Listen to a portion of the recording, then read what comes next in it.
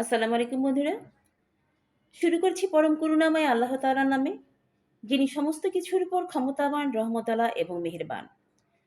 রাব্বি ইশরাহ লি সাদরি ওয়া ইয়াসসির লি আমরি ওয়াহলুল উকদাতাম মিন লিসানি ইয়াফকাহু কাওলি। বন্ধুরা, আজকে একটি মিরাকল আমল নিয়ে আপনাদের সামনে হাজির হয়েছি। কখনো এমন কোনো পরিস্থিতি আসে জীবনে যে আমরা চিন্তা করি যে কাল সকালেই আমার কাজটি হওয়া অত্যন্ত প্রয়োজন, বা আমাদের এমন কোনো মনের আশা থাকে, এমন কোনো প্রয়োজন থাকে, জীবনে এমন কোনো এমার্জেন্সি থাকে যে আমাদের সকালেই আগামীকাল সকালের মধ্যেই এই কাজটি হতেই হবে, বা আগামীকালের মধ্যে এই কাজটি হতে হবে। সেই সময়ে আপনার আপনার যে আমলটি করতে হবে, আজকে আমি সেই আমলটির কথাই বলবো।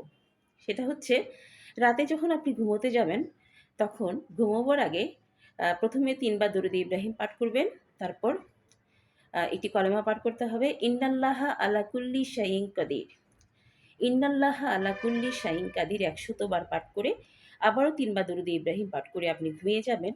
দেখবেন সকালে গায়েব থেকে মহান আল্লাহ পাক আপনার প্রয়োজনকে পুরো করে দিয়েছে, বা আপনি যে জিনিসটি এক্সপেক্ট করছিলেন, যে জিনিসটি চাচ্ছিলেন, যেটি আপনার এমার্জেন্সি ছিল, সেটি মহান আল্লাহ পাক আপনার পূরণ করে দিয়েছেন।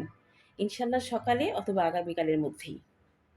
সো বন্ধুরা, আমার এই ভিডিওটি ভালো লাগলে অবশ্যই লাইক করবেন, শেয়ার করবেন এবং সাবস্ক্রাইব করবেন। ভালো থাকবেন সবাই। আসসালামু আলাইকুম, শুকরিয়া।